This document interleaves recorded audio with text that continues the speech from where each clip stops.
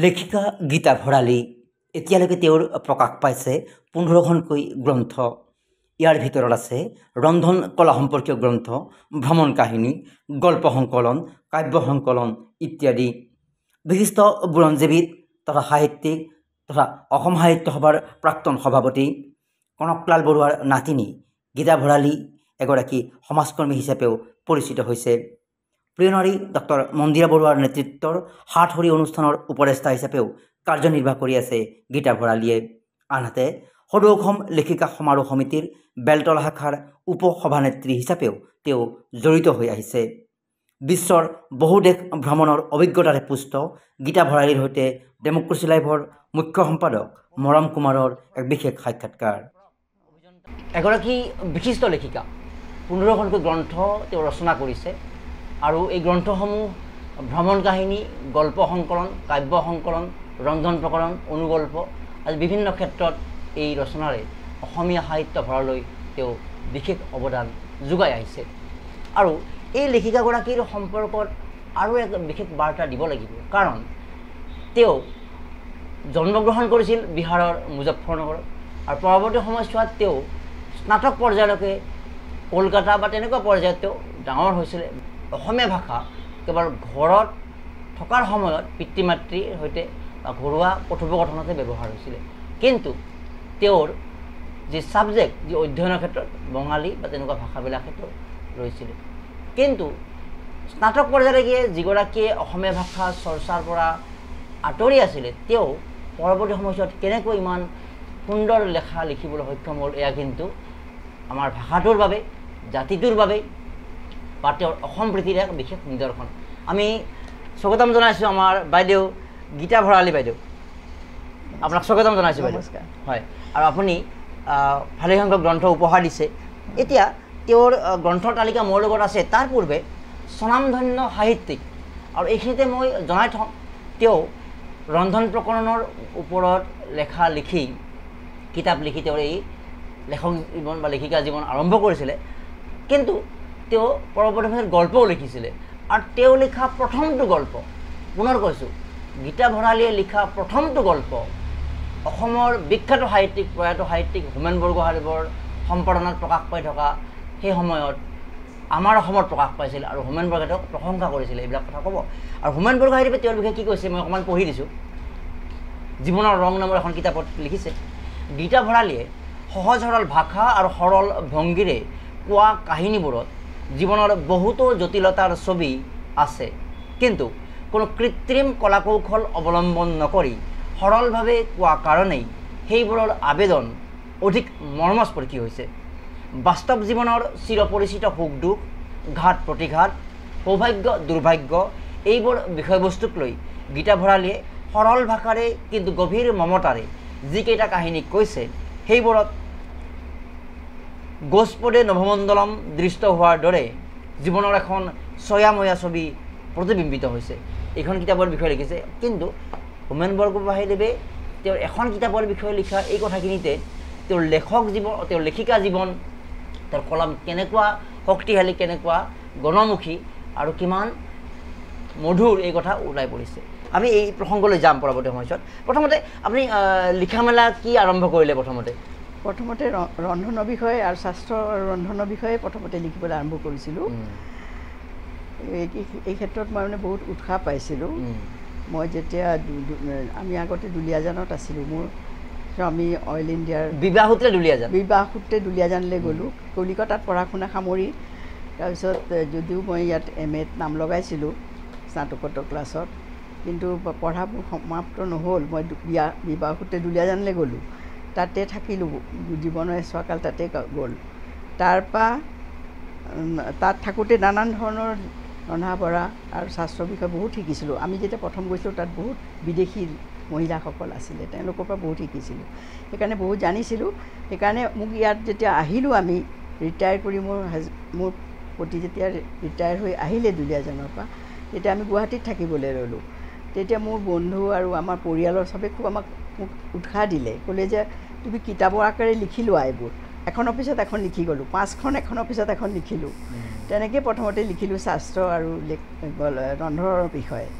তাৰপিছতে মই গল্প লিখিবলৈ ঠিক আছে সেই কাহিনীবোৰ যাম এতিয়া আপুনি 5খন কিতাপ লিখিলে আপোনাৰ ৰিটায়াৰমেণ্টৰ পিছত ইয়াৰ বাবে আমি আকৌ অলপ উভতি যাব লাগিব যি কথা আৰম্ভ কৰিলোঁ আপোনাৰ জন্ম হৈছিল বিহাৰৰ মুজফ্ফৰপুৰত আৰু পৰৱৰ্তী সময়ছোৱাত আপুনি জলপাইগুৰিত আহিলে পিতৃৰ চাকৰি সূত্ৰে কলকাতাত আপুনি পঢ়িলে অৰ্থাৎ সেই বয়সলৈকে বাহিৰত জন্মগ্ৰহণ কৰিলে অসমীয়া ভাষাটো ঘৰত কোৱাৰ বাহিৰে আপুনি ৰিটেন যিখিনি অনুশীলন কোৱা হয় সেইটো আমাৰ নাছিলে তো সেইটো কেনেকৈ সম্ভৱ হ'ল যে ইমানখিনি কিতাপ লিখাৰ কাৰণে অসমীয়া ভাষাটো আমি কষ্ট কৰি শিকিলোঁ আৰু মানে অসমীয়া ভাষাটো কিতাপ চিতাপ পঢ়ি আগ্ৰহটো আপোনাৰ আগ্ৰহটো আছিলে ভাল লাগে সেইকাৰণে মই পঢ়িলোঁ বঙালী মই বহুত পঢ়িছোঁ ইংলিছ মিডিয়ামত পঢ়িছিলে আপুনি ইংলিছ তাৰপিছতে এই কলিকতাতো পঢ়িলোঁ মই কলিকতাত থাকোঁতে মই গোটেই বঙালী কিতাপ বহুত পঢ়িলোঁ ৰবীন্দ্ৰনাথ শৰৎচন্দ্ৰ বংকিমচন্দ্ৰবোৰ চব মোৰ পঢ়া তাৰমানে আপুনি লিখাহে নাছিলে পঢ়িছিলে কিন্তু বঙালী নহয় বঙালী পঢ়িছিলোঁ যিয়ে নহওক কিতাপ পঢ়াটো আপোনাৰ আগৰ পৰাই আছে কিতাপ পঢ়া মোৰ আগৰ পৰাই আছে অসমীয়া কিতাপ ইয়াৰ পৰা অসমীয়া কিতাপো পঢ়িছোঁ এখন দুখন এনেকৈ তেতিয়া ষ্টুডেণ্ট থাকোঁতে পিছত বিয়াৰ পিছত যেতিয়া দুলীয়াজানলৈ আহিলোঁ তেতিয়া আৰু পঢ়িলোঁ আৰু বাতৰি কাকত পঢ়িবলৈ ল'লোঁ ঠিক আছে এতিয়া যিহেতু ৰন্ধন কলাৰ ওপৰত তেওঁ কিতাপ লিখিছে আৰু তেওঁৰ এই কিতাপসমূহ আমি কৈ দিব বিচাৰিছোঁ স্বাস্থ্যসন্মত নিৰামিষ আহাৰ নামৰ এখন তেওঁ ৰন্ধন প্ৰকৰণৰ কিতাপ লিখিছিলে প্ৰথমতে ৰন্ধন কলা এখন ৰন্ধন কলা লিখিছিলে 1995 চনত প্ৰকাশ পাইছিলে স্বাস্থ্যসন্মত নিৰামিষ আহাৰ নামৰ কিতাপখন প্ৰকাশ পাইছিলে 2002 চনত 166 পৃষ্ঠা জা জলপান প্ৰকাশ পাইছিলে 2005 চনত 139 পৃষ্ঠা শাক পাচলিত বনদৰৱৰ গুণ প্ৰকাশ পাইছিলে 2008 চনত লিখি গৈ আছে আনহাতে এইকেইখন আপোনাৰ এই 3খন হ'ল ৰন্ধন প্ৰকৰণৰ ওপৰত 5খন পিছত আৰু এখন লিখিলোঁ চন্দ্ৰপ্ৰকাশনে উলিয়ালে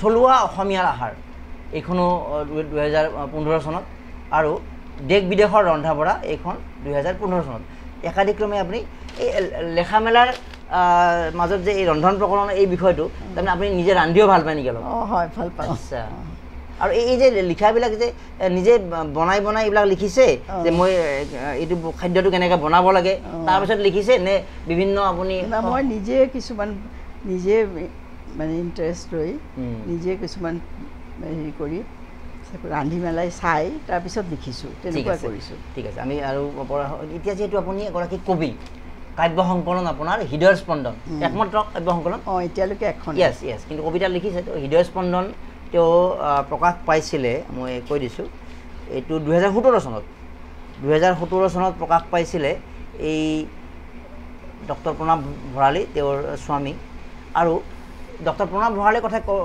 ক'লে আমি ক'ব লাগিব তেওঁ IIT খড়গপুৰৰ অভিযন্তা হিচাপে উত্তীৰ্ণ হৈছিলে আৰু বেংগালুৰু ইণ্ডিয়ান ইনষ্টিটিউট অফ ছায়েন্সৰ পৰা এমটেক কৰিলে তাৰপিছত লণ্ডনৰ পৰা তেওঁ PhD কৰিলে লণ্ডনৰ ইম্পেৰিয়েল কলেজৰ পৰা PhD কৰিলে ইলেক্ট্ৰিকেল ইঞ্জিনিয়াৰৰ PhD কৰিলে আৰু লগতে তেওঁৰ পিতৃ ননীলাল বৰুৱা আৰু বিখ্যাত সেই কনকলাল বৰুৱাৰ পুত্ৰ ননীলাল বৰুৱা আৰু সেই কনকলাল বৰুৱাৰ নাতি অৰ্থাৎ তেওঁ ননীলাল বৰুৱাৰ জীয়ৰী এতিয়া আমি বিতং কথালৈ যাম আপোনাৰ কাব্য সংকলনৰ পৰা হৃদয় স্পন্দনৰ এটা কবিতা আমাক শুনাব নেকি আপুনি এইটো সমাজৰ কলীয়া ডাৱৰ পুহ মাহৰ নিজম ৰাতি আছিলে সিহঁত শুই নিদ্ৰা দেৱীৰ কোলাত কুচিমুচি মাক দেউতাক আৰু পনাতি হঠাতে কোনেনো আহি টানি তুলি আগুৰি ধৰি চিঞৰিলে ডাইনী বুলি বোলে ডাইনীক বিহিব লাগিব শাস্তি বিহিব লাগিব দণ্ড পৰিত্ৰাণ নাই সাৰ পাই কান্দি ক'লে হিয়া ভৰা কাকুতি নহওঁ আমি ডাইনী নহওঁ জগৰীয়া নুশুনে কোনেও তাহাঁতৰ বাবেই হেনো গাঁৱত অপায় অমংগল বেমাৰ আদি হৈ আছে অবিৰাম ছোৱালী ৰূপী মংগলা দেৱীয়ে কৰিছে ব্যক্ত তাহাঁতে একোকে ভোকে নাপায় ই কি দুৰাচাৰ কিবা প্ৰতিহিংসাৰ অভিসন্ধি ৰাইজৰ আগত আঁঠুলৈ কান্দিলে কোনে শুনে সেই কাকুতি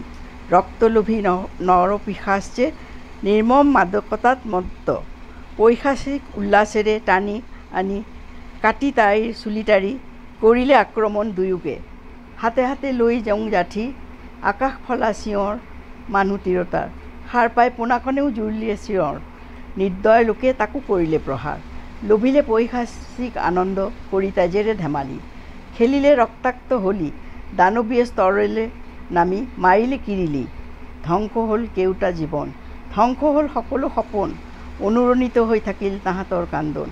তাৰ পিছত পৰি ৰ'ল কেইটামান নিথৰ দেহ, দেহকেইটি তেজেৰে ৰাঙলী। পৈশাচিক উল্লাসেৰে কিৰিলিয়াই ওলাই গ'ল নৰপিশাচৰ দল, থাকি গ'ল কলীয়া ডাৱৰে আৱৰা অভিশপ্ত সমাজৰ এখন অভিশপ্ত ছবি। সুন্দৰ, আপোনাৰ লেখাৰ মান যথেষ্ট উন্নত যে ইমান পৰৱৰ্তী সময়ছোৱাত বা ৰিটায়াৰমেণ্টৰ পিছত আৰু আফটাৰ 60 বছৰ বয়সৰ পিছতে আপুনি লিখিবলৈ আৰম্ভ কৰিছে। কিন্তু কেতিয়াও নালাগে যে আপুনি 60 বছৰ হোৱা নাছিলে, মোৰ হাজবেণ্ডে ৰিটায়াৰমেণ্ট হৈছিলে বা সেইখিনি সময়ত আৰু তো এটা আফটাৰ 50 বছৰ বয়সৰ পিছত আপুনি লিখিবলৈ আৰম্ভ কৰিছিলে। তো তাৰপিছত আপুনি ইমান উন্নত মানৰ আৰু এটা সমাজ সচেতনমূলক কবিতা লিখিছে, তাৰ বাবে অভিনন্দন জনাইছোঁ। আমি কবিতাৰ কথা অলপ পিছত পাতিম, এতিয়া গল্পলৈকে আহিছোঁ অলপ। আপুনি লিখা প্ৰথম গল্পটোৰ কথাটো কওকচোন। গল্প এটা লিখিলোঁ। আচ্ছা, গল্প লিখিম বুলি কি ভাবিলে আপুনি? প্ৰথমতে ৰন্ধন লিখি আছে? এনেই এটা গল্পই, এটা কথাই মানে শুনা কথা আৰু মানে জানা এজন মানুহৰ বিষয়ে আৰু তেওঁৰ এটা কথাটো মই জানিলোঁ। তেতিয়া মোৰ মানে বহুত মানে হেৰি হ'ল, মই মানে অকণমান লিখিবলৈ মন গ'ল তেওঁৰ বিষয়ে। সেই গল্প আকাৰে লিখি ল'লোঁ। লিখি মানে মই কাকতলৈ পঠিয়াই দিলোঁ আমাৰ অসমলৈ। সেইখনে সেই প্ৰথম গল্পটোৱে মোৰ প্ৰকাশ পালে। আৰু সেই আমাৰ হোমেন বৰগোহাঁই সম্পাদক আছিলে। তেখেতে বহুত প্ৰশংসা কৰিলে, ফোন কৰি ক'লে যে আপোনাৰ লিখাটো খুব উন্নত মানৰ হৈছে, আপুনি লিখি থাকিব, আপুনি প্ৰথম গল্প যেন লগাই নাই, আপুনি আৰু গল্প লিখি থাকিব। এনেকৈ উৎসাহ দিয়াৰ কাৰণে মই তাৰপিছত লিখিবলৈ ল'লোঁ। তাৰপিছত লাহে লাহে মই গল্প কেইবাখনো 3খন মোৰ গল্প প্ৰকাশন ওলালে, গল্প সংকলন, কবিতাও লিখিলোঁ। আচ্ছা, গল্পখিনি কোনখিনি আছিলে আপোনাৰ? জীৱনৰ ৰং, ৰামধেনু 2017 চনত চন্দ্ৰ প্ৰকাশৰ পৰা ওলাইছে। তাৰপিছত অগ্নিকন্যা আৰু এখন অনুবাদ গল্প আছে আপোনাৰ? অনুবাদ গল্প দুখন আছে। ৰবীন্দ্ৰনাথৰ এমুঠি গল্প, এইখন আপোনাৰ এখন অনুবাদ গল্প সংকলন। অনুগল্প, আচ্ছা, সেই প্ৰথম গল্পটো আছে নেকি আপোনাৰ ইয়াতে? আছে, পিছে বহুত দীঘল নহয়। নালাগে, মাত্ৰ 2 লাইন মাত্ৰ, আৰম্ভণিৰ 2-3 লাইনমান পঢ়ি দিয়ক। গল্পটোৰ নাম কি আছিলে? অপ্ৰাপ্য বন্ধন। তাৰ আপুনি প্ৰথম পেৰাগ্ৰাফটো পঢ়ি দিয়ক, ইয়ালৈকে। আচ্ছা, আমাৰ বিয়াৰ পিছতেই মোৰ স্বামীৰ স্কুলত একেলগতে পঢ়া পুৰণি বন্ধু এজনৰ লগত চিনাকি হৈছিলোঁ। নাম ধীৰেণ বৰা। বেছ ফূৰ্তিবাজ আৰু ধেমেলীয়া মানুহ। সদায় মুখত হাঁহিয়ে মুখৰা লাগিয়েই থাকে। হাঁহি উঠা কথা কৈ কৌতুক কৰি মানুহক হহুৱাই ভাল পায়। মোৰ স্বামীৰ চাকৰি সূত্ৰে আমি গুৱাহাটীৰ বাহিৰত থাকিবলগীয়া হোৱাত বছৰেকত এবাৰ গুৱাহাটীলৈ আহিলে কেতিয়াবা লগ পাওঁ। দেখা মাত্ৰকে এমুকৰা হাঁহিৰে সৈতে খুৰুতীয়া কথা এটা ৰসিকতা কৰি ক'বই। সদায় কিন্তু তেওঁক অকলে দেখোঁ। মনতে প্ৰশ্ন জাগিল, তেওঁ বিয়া কৰোৱা নাই নেকি? স্বামীক সুধি জানিব পাৰিলোঁ তেওঁ বিয়া কৰাইছিল সুদূৰ বিদেশত, ৰাছিয়াত। পত্নী তাতেই আছে। কিবা অকণমান চৰকাৰী জটিলতাৰ কাৰণে আহিব পৰা নাই, কিন্তু সোনকালেই আহিব। ধীৰেণেও ধেমালি কৰি সেইধৰণে আভাস দিয়ে। মানুহজনৰ মাতটো পিছে সঁচাকৈ আকৰ্ষণীয়। মাতত এটা বৈশিষ্ট্য আছে। সেই মাতেৰে মাজে মাজে কবিতা আবৃত্তি কৰাও শুনো। সুন্দৰ। আৰু হোমেন বৰগোহাঁইদেৱে প্ৰশংসা কৰি লিখা কথাটো আকৌ এবাৰ অনুজ্ঞাইছোঁ যে তেওঁ লিখিছে ক'ৰবাত যে আমি সাহিত্যত বহুতে অলংকাৰ দিব বিচাৰে, মানে আচল বিষয়টো বেলেগ কৰি ভাষাটোক অতি অলংকাৰ কৰি ছাবজেক্টটোত গুৰুত্ব নিদিয়ে। আৰু তেওঁ আপোনাৰ বিষয়ে লিখা কথাখিনি মোৰ এতিয়াও মনত আছে, মই পঢ়িলোঁ যে আপুনি সহজ সৰলভাৱে লিখিছে, কিন্তু তাত মমতা লুকাই আছে।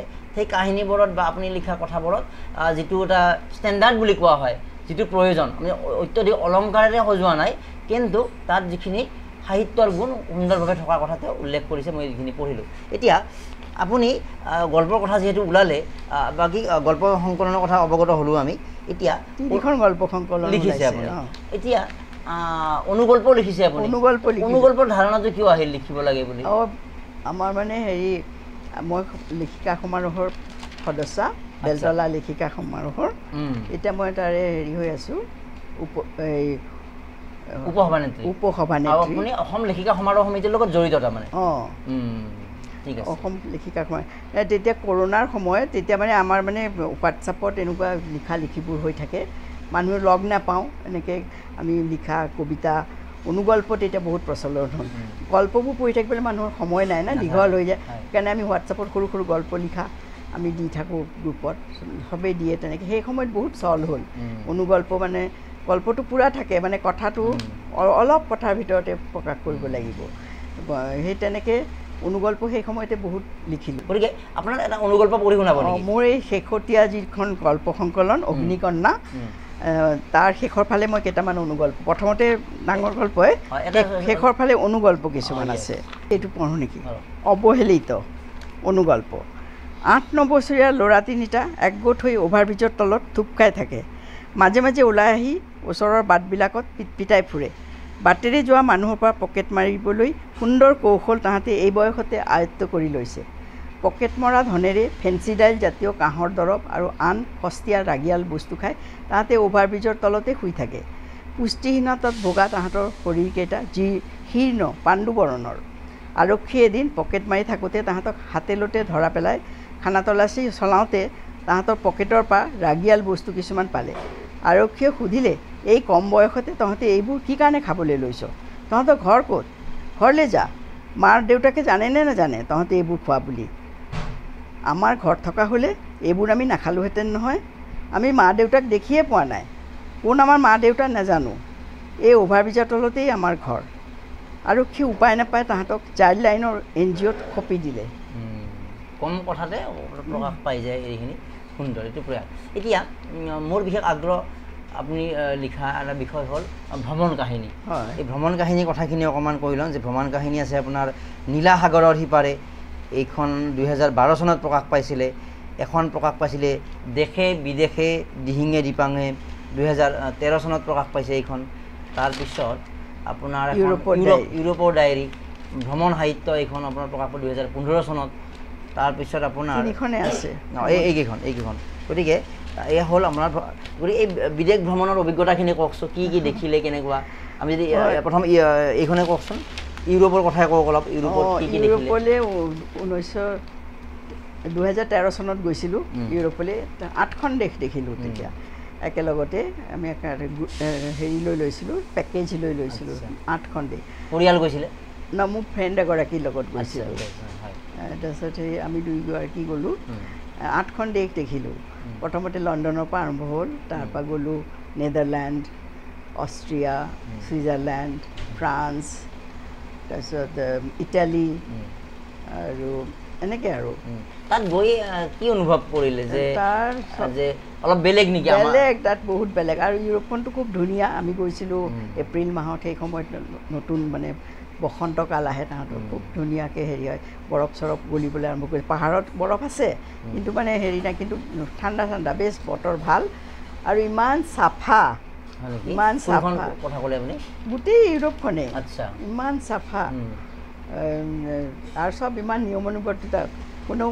হৰ্ণ বজাই হুলস্থুল নকৰে ৰাস্তাত গাড়ী গৈ আছে অসংখ্য কিন্তু কোনেও নকৰে আৰু আটাইতকৈ আচৰিত লাগিলে এখন দেশৰ পৰা এখন দেশ আমি পাৰ হৈ গৈ আছোঁ কিন্তু ক'তো মানে এনেকুৱা হেৰি নাই ৱাল নাই বা হেৰি নাই এখন দেশৰ পৰা এখন দেশ গাড়ী পাৰ হৈ গৈ আছোঁ তেওঁলোকৰ নিশ্চয় কিবা এটা নিয়ম আছে ৰাখে আমিতো ভিজা লৈ গৈছোঁ ফ্লাইটতহে গৈছে আৰু ফ্লাইটত গৈছোঁ কিন্তু তাত ভিতৰত বাছেৰে গৈছোঁ এই লাক্সাৰী বাছ এনেকৈ এখন দেশৰ পৰা এখন দেশ গোটেই দেশবোৰ আমি বাছেৰে ফুৰিলোঁ হয় নেকি ৰাতি হোটেলত থাকোঁ এদিন দুদিন থাকোঁ কোনোবা এটা জেগাত আৰু জেগাখিনি চাওঁ তাৰপিছত আকৌ সেই বাছখনতেই উঠি আমি বেলেগ এখন কাণ্ট্ৰিলৈ গুচি যাওঁ কিন্তু মানে ক'তো মানে তেনেকুৱা ভিজা টিজা আমাক চেক কৰা নাই কিন্তু আহিবৰ সময়ত চেক কৰিলে আৰু লণ্ডনৰ পৰা যেতিয়া নেদাৰলেণ্ডত নামিলোঁ তেতিয়া ভিজা চেক কৰিলে আকৌ কিন্তু মানে আমি একো দিগদাৰী পোৱা নাই তাত অকণমান কিবা গাঁৱলীয়া ঠাইত এনেকুৱা ঠাইবিলাকতো ক'ৰবাত গৈছে নেকি গাঁৱলীয়া ঠাই আছেনে তাতে তেনেকুৱা আমাৰ নিচিনা কেনেকুৱা নাই আমাৰ ইয়াৰ নিচিনা গাঁও নহয় আৰু তাহাঁতৰ চাফা চাৰ্চ প্ৰত্যেক গাঁৱতে চাৰ্চ থাকে ধুনীয়াকৈ সুন্দৰকৈ আৰু মানুহবোৰ সৰু সৰু দূৰে দূৰে ঘৰবোৰ পথাৰবোৰতো তাত আৰু মানুহে হাতেৰে নকৰে তাহাঁতে মেচিনেৰে ট্ৰেক্টৰেৰে হেৰি কৰি থাকে কৃষি কৰ্ম কৰা দেখিছোঁ তাহাঁতক আৰু আঙুৰ গছ দেখিছিলোঁ বহুত ফ্ৰান্সতো আঙুৰ গছত থোপাই থোপাই আঙুৰ লাগি আছে এই যে কিতাপবিলাক লিখিছে ইউৰোপতে গ'ল যাওঁতে কিবা নোট কৰি কিবা লৈ আহে নেকি কথাবিলাক মই নোট কৰি লৈ আহোঁ প্ৰত্যেকটো জেগাৰে কথা নোট কৰি লৈ আহোঁ কি কি দেখি লৈ আহোঁ পিছত সেইবোৰ বহলিয়াই লিখোঁ আটাইতকৈ ক'লৈকে কোনখন দেশত গৈ ভাল লাগিল গোটেইখিনি একে ভাল লাগিল গোটেইখিনিয়ে ভাল লাগিল ইউৰোপৰ নেদাৰলেণ্ডৰ হেৰিলৈ গ'লোঁ টিউলিপ গাৰ্ডেন দেখিলোঁ আমষ্টাৰডামৰ ওচৰত আমষ্টাৰডাম চহৰখন খুবেই ভাল লাগিলে তাততো হেৰিও আছে ভেন গগৰ মিউজিয়াম আছে আৰু আনা ফ্ৰাংকৰ ডায়েৰী, আনা ফ্ৰাংকৰ ঘৰ আছে, সেইবোৰ দেখিলোঁ।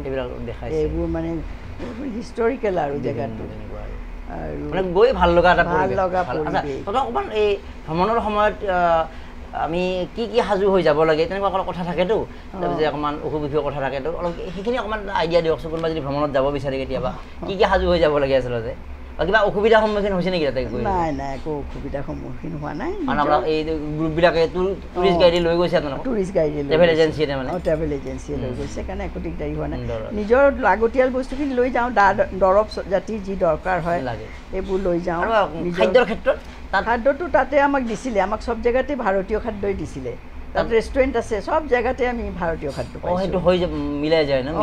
আমাক সেইটো জেগাত ৰাতি তেনেকৈ জেগাত লৈ যায় য'ত ইণ্ডিয়ান ৰেষ্টুৰেণ্ট আছে, তাতে ভাত চাত খায়, আকৌ আমাক হোটেলত নমাই দিয়ে। এনেকুৱা প্ৰত্যেক জেগাতে ইউৰোপত দেখিলোঁ, চব জেগাতেই ভাৰতীয় ৰেষ্টুৰেণ্ট আছে।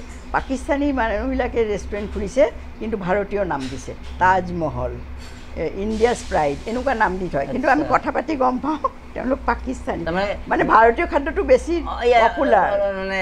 পপুলাৰ লগতে বা ইণ্ডিয়ান টুৰিষ্ট মানে বেছিকৈ যায়।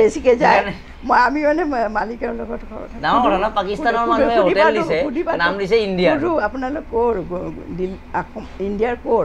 কৈছিলে আমি পাকিস্তানৰ, আমি লাহোৰৰ, আমি অমুকৰ, এনেকৈ নাম। এইটো ডাঙৰ মেছেজ। পাকিস্তান, হিন্দু পাকিস্তান, তাহাঁতে হেৰি ব্যৱসায়ৰ ক্ষেত্ৰত ইণ্ডিয়াৰ নামটো লয়, ইণ্ডিয়াছ প্ৰাইড, তাজমহল, এনেকুৱা নামবোৰ দি থৈছে ৰেষ্টুৰেণ্টত। আমি ভাবিছোঁ ইণ্ডিয়া বুলি ক'লে অকণমান এলাৰ্জিক কণ্ডিশ্যন আহি যাব পাৰে।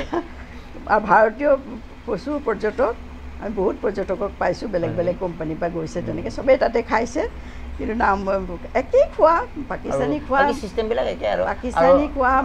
মানুহৰ লগত ইণ্টাৰেকশ্যন হয়নে নে অকণমান চাইহে আছে, ঘূৰি আছে? লোকেল মানুহৰ লগতো ইণ্টাৰেকশ্যন হয়, আমি য'তে য'তে লগ পাওঁ, হেৰি কৰোঁ। আৰু ছুইজাৰলেণ্ডো খুব ভাল লাগিলে। ভ্ৰমণ কিয় কৰিব লাগে এইটো কওকচোন, আপুনি কিয় ভ্ৰমণ কৰে? এইটো ভ্ৰমণ কৰি ভাল লাগে, বেলেগ বেলেগ জেগা দেখিব অভিজ্ঞতা হয়, মনটো বিশাল হয়, বেলেগ বেলেগ মানুহক লগ পাওঁ, বেলেগ বেলেগ দেশৰ সংস্কৃতি সেইবিলাক জানো, সেইকাৰণে ভাল লাগে। মইতো এতিয়ালৈকে 16খন দেশ ভ্ৰমণ কৰিলোঁ, ইউৰোপৰ 8খন দেশৰ উপৰিও আমেৰিকা, কানাডা, তাৰপিছত এইফালে ছিংগাপুৰ, মালয়েছিয়া, থাইলেণ্ড, তাৰপিছত বেংকক, থাইলেণ্ড, মালয়েছিয়া, ভিয়েটনাম, তাৰপিছত এইফালে গ'লোঁ, অলপতে ডুবাইৰ পৰা আহিলোঁ। ডুবাই গ'ল, তাৰ আগতে শ্ৰীলংকা গৈছোঁ। 16খন হৈছে আৰু। নীলা সাগৰৰ সিপাৰে কোনখনৰ ওপৰত লিখিছে এইখন? এইখন আমেৰিকাৰ ওপৰত। আমেৰিকা মই কেইবাবাৰো গ'লোঁ। পৰিয়ালৰ বহু মানুহ আমেৰিকাত থাকে, এইখিনি তেওঁলোকৰ নামখিনি কওকচোন, তেওঁলোকৰ যদি ইণ্টাৰভিউটো চাই আমেৰিকাটো অকণমান ভাল হ'ব। কোন কোন আছে আমেৰিকাত আপোনালোকৰ পৰিয়াল? মোৰ 2জন ভাই থাকে তাত। কি নাম তেওঁলোকৰ? এজনৰ নাম গৌতম লাল বৰুৱা, অভিযন্তা।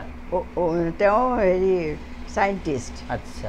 এবট লেবৰেটৰী যে আছে আমেৰিকাৰ, তাত তেওঁ ৰিচাৰ্চ চাইণ্টিষ্ট, ছিনিয়ৰ পষ্টত আছে তেওঁ। তেওঁ তাতে PhD কৰিলে আমেৰিকাৰ পৰা। আৰু এজন আছে জয়ন্তলাল বৰুৱা, তেওঁ থাকে ফিল্ডত, তেওঁ থাকে। আৰু মোৰ সৰু ভনী, তেওঁ ডক্টৰ, গুৱাহাটী। অনিতা চৌধুৰী হ'ল এতিয়া বিয়া কৰি। তাৰপিছত তেওঁৰ হাজবেণ্ডো ডক্টৰ, আৰু তেওঁ ডক্টৰ। তেওঁলোক থাকে নাইগ্ৰা ফলৰ ওচৰত, বাফেলোত ডক্টৰ। তেওঁলোকে নিজেই তাতে হেৰি কৰি, ইয়াতে গুৱাহাটী মেডিকেলৰ পৰাই পাছ কৰিছে, তাত গৈ আৰু পৰীক্ষা চৰীক্ষা দিব লাগে নহয়, সেইবোৰ কৰিব লাগে। আপোনাৰ ছোৱালীও থাকে? মোৰ ছোৱালীও থাকে। মোৰ ছোৱালী থাকে কেলিফৰ্ণিয়াত। কি নাম তেওঁৰ? তেওঁৰ নাম শৰ্মিলা। কিন্তু এতিয়া বিয়া হ'ল। তেওঁৰ হাজবেণ্ড আকৌ কাশ্মীৰী পণ্ডিত। তাৰপিছত তেওঁ টাংখা উপাধি ল'লে এতিয়া। তেওঁ এতিয়া শৰ্মিলা টাংখা নামেই জনাজাত, আগতে শৰ্মিলা ভৰালী আছিলে। তেওঁ আৰ্কিটেক্ট, তেওঁ স্কলাৰশ্বিপ লৈ গ'ল school of planning and architecture দিল্লীত, তাৰপৰা পাছ কৰা। তাৰপিছত আমেৰিকাত গ'ল, কেলিফৰ্ণিয়াত, স্কুল অফ এইটো নাম লছ এঞ্জেলেছৰ। ঠিক আছে। এইটোতে ভনী দুগৰাকী আছে তাতে? ভনী এগৰাকী আছে, অনিতা চৌধুৰী বুলি ক'লে। আৰু বাকী আৰু আপোনাৰ যোৱা হয় পৰিয়াল? পৰিয়াল আছে, বিশেষকৈ ছোৱালী আছে। ছোৱালী তালৈ যোৱা এতিয়ালৈকে মই আগতে মোৰ যেতিয়া হাজবেণ্ড আছিলে অইল ইণ্ডিয়াত, তেওঁ কামত গৈছিলে, বা প্ৰথম তেওঁৰ লগতে গ'লোঁ, 75তে গ'লোঁ।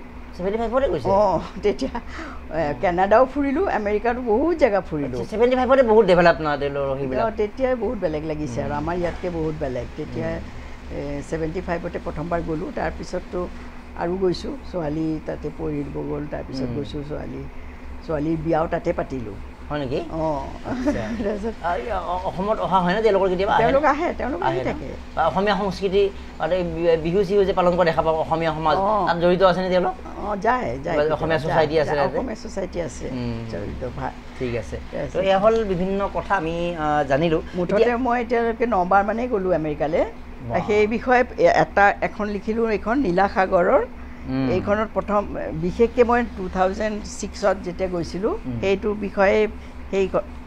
বিষয়ে বেছি সৰহকৈ লিখিলোঁ কিন্তু এইখিনি কথা অৱগত হ'লোঁ ভ্ৰমণ কিয় কৰিব লাগে তাকো কথা ক'লে এতিয়া আমি সামৰণিলৈ আহিব লাগিব তাৰ পূৰ্বে আৰু এটা কবিতা আমি শুনো নেকি আপোনাৰ পৰা অঁ মই নাৰী অনন্যা মই নাৰী গৌৰৱিনী মই নাৰী অনন্যা নাৰী মই ৰুদ্ৰৰূপিণী মই দুৰ্গতি নাশিনী বসিব পাৰোঁ মই সংসাৰিব পাৰোঁ সকলো দুৰাচাৰ বিলাব পাৰোঁ মই শক্তিৰ বতৰা মই যে দুৰ্গতি নাশিনী শক্তিৰূপিণী মই ধনদায়িনী বিদ্যাদায়িনী মই অন্নপূৰ্ণা মই জগত জননী মই মহিমাময়ী চলনাময়ী ৰহস্যময়ী লাস্যময়ী মই মেনকা ৰম্ভাৰ ৰূপত মই সৌন্দৰ্যৰ প্ৰতীক মোৰ হাঁহিত প্ৰস্ফুটিত হয় কত শতদল মই কবিৰ প্ৰেৰণা মই শিল্পীৰ প্ৰেৰণা মই প্ৰিয়দৰ্শিনী মই জন্মদাত্ৰী নিজ গৰ্ভত ধাৰণ কৰি ভ্ৰূণ জন্ম দিওঁ নৱপ্ৰজন্মক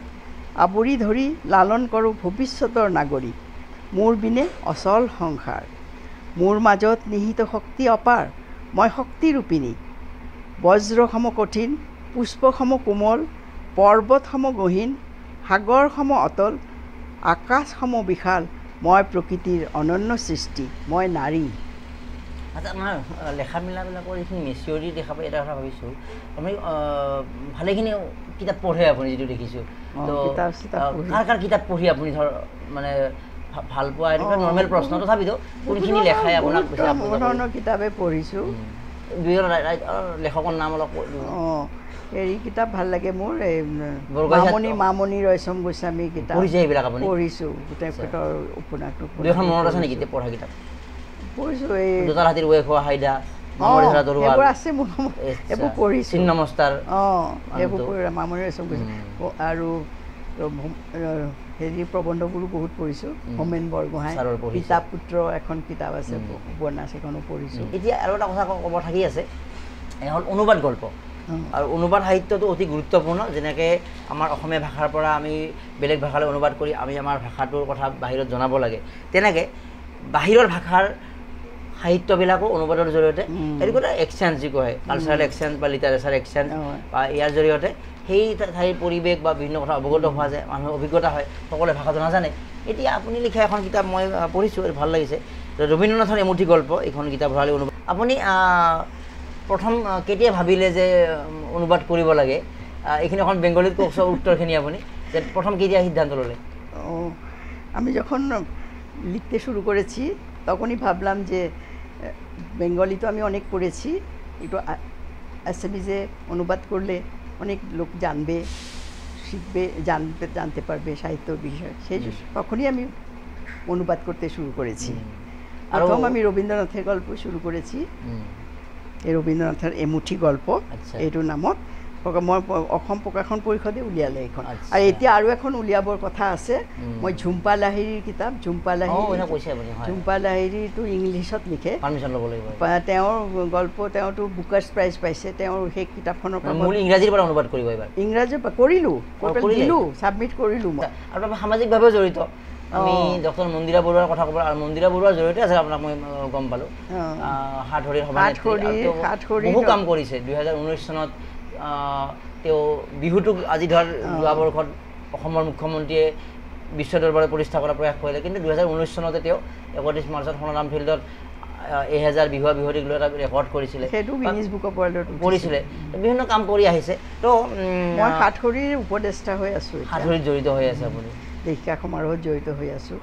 মধুকুঞ্জ নামৰ আমাৰ ওচৰতে এখন আছে জীৱনটো সুখী বুলিয়ে ক'ব পাৰি আপোনাক আৰু সুখী বুলিয়ে ক'ব পাৰি জীৱনত মানে যিখিনি পাইছে আপুনি তাকে তেনেকুৱা আৰু লায়ন্স ক্লাবৰ লগতো মই জড়িত এতিয়া অকণমান কমিছে যোৱাটো কিন্তু আগতে আমি বহুত কাম যাব লিখিছে বিভিন্ন কৰিছে তাৰ বাহিৰেও এগৰাকী মানুহ নিজৰ নাম বা বিভিন্ন এইবিলাক কৰাৰ পিছতো সামাজিক দায়বদ্ধতা জীয়াই থকা সময়খিনিত একোৱেই নাই দায়বদ্ধতা থাকে সামাজিকভাৱে অলপ জড়িত থাকিব লাগে নেকি মানুহ অলপ থাকিব লাগে কিন্তু বহুতেতো মানে মই বুলি ভাবি থাকে নিজৰ মাজতে আবদ্ধ থাকে কিবা কিবি কৰি থাকিলে মনটো ভাল লাগে আমি আমাৰ আৰু এটা অনুষ্ঠান মানুহৰ মাজত থাকিব লাগে তাৰমানে অইল ইণ্ডিয়াৰ ৰিটায়াৰ অফিচাৰবিলাকৰ এখন এটা অনুষ্ঠান আছে সংঘ আৰু তাৰ মহিলা শাখাৰ আমি মেম্বাৰ তাতো আমি বহুত কাম কৰোঁ এনেকুৱা আৰু লায়ন্স ক্লাবৰ পৰাও আমি আগতে বহুত কৰি আছোঁ এই অনাথ আশ্ৰমলৈ যাওঁ তাত খোৱা দিওঁ কাপোৰ দিওঁ আৰু বানৰ সময়তো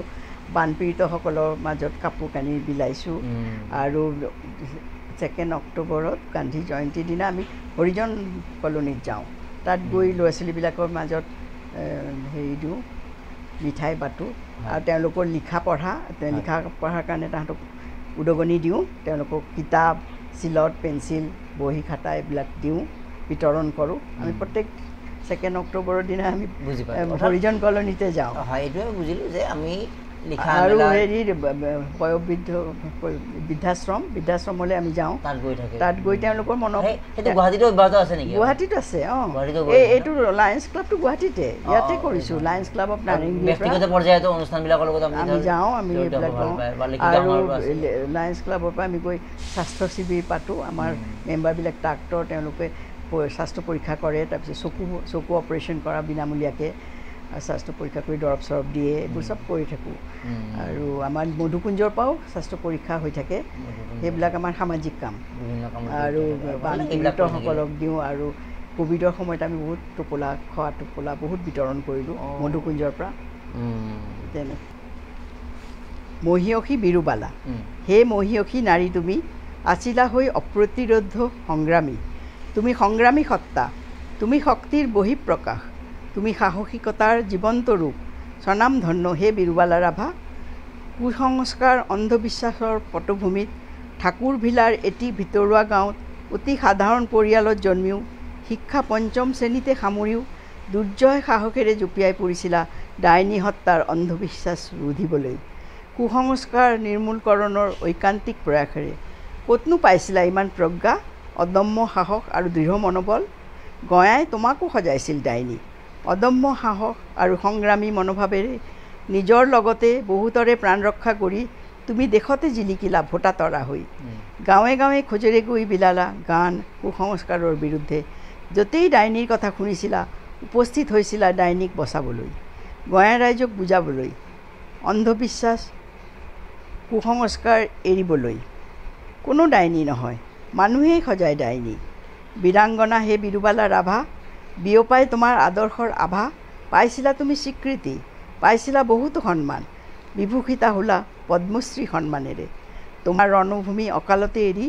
গোলাগৈ তুমি অনন্ত ধামলৈ এৰি গ'লা তোমাৰ আদৰ্শৰে উদ্বুদ্ধ বহুতো যুঁজাৰু সেনানী তুমি শিকোৱা গানৰ বাটেৰে নৱপ্ৰজন্মই বাঢ়িব স্মৰণি তোমাক তুমি লভিবা শান্তি বৰশিবা আশীষ হিয়া উজাৰি অনুভৱী কবি বুলি ক'ব পাৰি আপোনাৰ যে অনুভৱ এটা কিবা এটা আৱেগ এটা আহি যায় আপোনাৰ কিন্তু আৰু এটা কথা যে মানুহৰ জীৱনৰ এইবিলাকতো অলংকাৰ বিভিন্ন কাম কৰিব লাগিব কিন্তু আমি শৰীৰটো যে নিৰোগী কৰি ৰাখিব লাগিব খাদ্যটো অতি গুৰুত্বপূৰ্ণ আৰু জ্যেষ্ঠ নাগৰিক বা ব্যক্তিসকলে খাদ্যৰ ক্ষেত্ৰত আৰু আমি যদি চম্ভালি বা কণ্ট্ৰল কৰি আহিব লাগিব তো খাদ্যৰ ক্ষেত্ৰত কেনেকুৱা আপুনি কেনেকৈ আগবাঢ়ে কি কি খাদ্য খাব লাগে আচলতে বা কি কি খাদ্য খোৱাটো বেয়া কি অভিজ্ঞতা হৈছে যিহেতু আপুনি ইমান ধুনীয়া ধুনীয়া কিতাপ লিখিছে অলপ খাদ্যৰ বিষয়ে অলপ পৰামৰ্শ দিয়কচোন কি খাদ্য খাব লাগে আমি খাদ্য মানে হেৰি বেলেঞ্চ ডায়েট হ'ব লাগে আৰু ভজা পোৰা এইবোৰ বেছি খাব নালাগে আজিকালি চেনি আৰু নিমখটো বহুতে কম খাব লাগে চেনিও কম খাব লাগে নিমখো কম খাব লাগে আপুনিও কমকৈ খায় অকণমান কমেই খাওঁ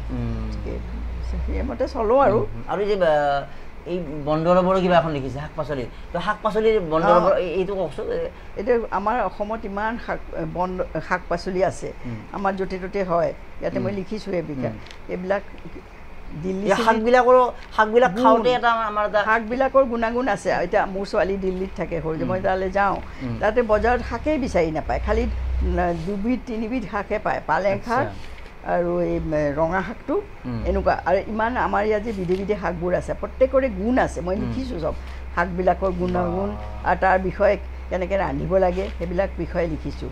মানুহে খুবেই ভাল পাইছে এইবোৰ। মানে বনদৰৱৰ ওপৰতো আপুনি লিখিছে এইবিলাক, কি কি খালে কি কি হয়, শাক চাক খাব লাগে, শাকৰ গুণ আছে, কেনেকৈ ৰান্ধিব লাগে সেইবিলাক বিষয়ে লিখিছোঁ। শাক পাচলি খোৱাটো মানে আমাৰ খুব ভাল, নিয়মীয়াকৈ ৰাখিব লাগে। ফল মাছ মাংস বা এইবিলাক বহুত বেছি খাব নালাগে নেকি এইবিলাক? কেতিয়াবা খাওক অলপ। মাছটো ভাল, মাছটো সদায় খালে ভাল, একো বেয়া নহয়। মাছটো বেছি ফেট নাই আৰু বহুত মাংসটো বেয়া, মাংসটো ৰঙা যিটো পঠাৰ মাংস সেইটোতো বেয়াই। আৰু হাই প্ৰটিন আছে, এই প্ৰটিন চেলবিলাক ভাঙোতে লিভাৰৰ যথেষ্ট। মাছটো খালে ভাল, মাছটো খালে বহুত উপকাৰ আছে। খাদ্য তেনেকুৱা আপুনি এনেকুৱা ৰুটিন মতে খাদ্য খাই থাকোঁ আৰু অনুশীলন পাতি এক্সাৰচাইজ পাতি যাতে দেহাটো সুস্থভাৱে থাকিব লাগে, মানে প্ৰাণায়াম খোজ তোজ কাঢ়ি থাকোঁ। প্ৰণায়াম কৰোঁ অকণমান খোজ কাঢ়োঁ তলতে, ৰাস্তাটো ওলাব এইখিনি কিয় সুধিছোঁ, কাৰণ কি হয় বহুতে মানে অলপ যদি আলস্যতা বহুতত থাকে, সেইকাৰণে আলস্যতাৰ কাৰণে বহুত মানে ৰোগ হয়। যদি অলপ এক্সাৰচাইজ কৰে, অনুশীলন কৰে, তেতিয়া দীৰ্ঘ জীৱন লাভ কৰিব পাৰে। আৰু খাদ্যৰ ক্ষেত্ৰত আমি হোমেন বৰগোহাঁয়ে কৈছিলে যে যেতিয়া খাদ্যটো খাই যেতিয়া গম পাইছে আৰু মোৰ এগৰা খাবলৈ ইচ্ছা আছে, তেতিয়া খাদ্য খাব এৰি দিব লাগে, মানে কম খাদ্য বেছি খাব নালাগে, নিয়মীয়াকৈ খাব লাগে, অলপমান কমকেই খালে ভাল। আৰু তেতিয়া দেহাটো সুস্থ হৈ থাকে। বেছি গুৰুপাক বস্তু খাব নালাগে। আৰু যে একদম হাই ক্লাছ হোটেলৰ অতি মছলা দিয়া খাদ্য খালেহে যে একদম নাই সেইবোৰ ভাল ভাবিব পাৰে যে টকা পইচা আছে, মোৰ টকা পইচা থাকিলেও এই ধৰণৰ মানে এই দুখীয়াৰো খাদ্য ধনীৰো খাদ্য হ'ব লাগে আচলতে, যে এইটো বন শাক দৰৱ এইবিলাক খালে আমাৰ দেহাবিলাক এটা। এয়া আছিলে গীতা ভৰালী, তেওঁ 15খনকৈ গ্ৰন্থৰ স্ৰষ্টা, এতিয়াওতো ভালেসংখ্যক অনুবাদ গ্ৰন্থ আৰু বিভিন্ন গ্ৰন্থ ৰচনা কৰি আছে। তেওঁ বাইদেউৰ সৈতে আমি কথা পাতি বহুত ভাল পালোঁ আচলতে, যে তেওঁ ওপৰে নহয়, অসমীয়া ভাষাটো ভালকৈ শিকিছে, বিভিন্ন অধ্যয়ন কৰিছে, আৰু অধ্যয়নৰ কাৰণে বিভিন্ন লিখাৰ যিটো ষ্টাইল বা আগবাঢ়ি গৈ আছে। গতিকে বাইদেউৰ এই লিখা মেলাৰ পৰা, তেওঁৰ জীৱনটোৰ পৰা আৰু সুন্দৰ এটা বিনম্ৰতা আছে তেওঁৰ। আগন্তুক সময়তে নিশ্চিতভাৱে বাইদেউৰ পৰা নতুন নতুন গল্প উপহাৰ পাম, অনুবাদ গল্প পঢ়িম, কবিতাও পঢ়িম। আৰু তেতিয়ালৈকে আমি ডেমক্ৰেচি লাইভৰ এই বিশেষ সাক্ষাৎকাৰৰ পৰা বিদায় লৈছোঁ। আমাৰ যদি ফেচবুক পেজত চাইছে, আমাৰ পেজ আপুনি লাইক কৰি ফ'ল' কৰিব। এই সাক্ষাৎকাৰ আমি যিমান পাৰি সিমান শ্বেয়াৰ কৰিব, কাৰণ এগৰাকী ভাল ব্যক্তিয়ে ভাল লেখিকাৰ কথা 10জনে অৱগত হোৱাটো অতি জৰুৰী। ধন্যবাদ জনাইছোঁ। আমাৰ এই অনুষ্ঠানৰ পৰা বিদায় লৈছোঁ।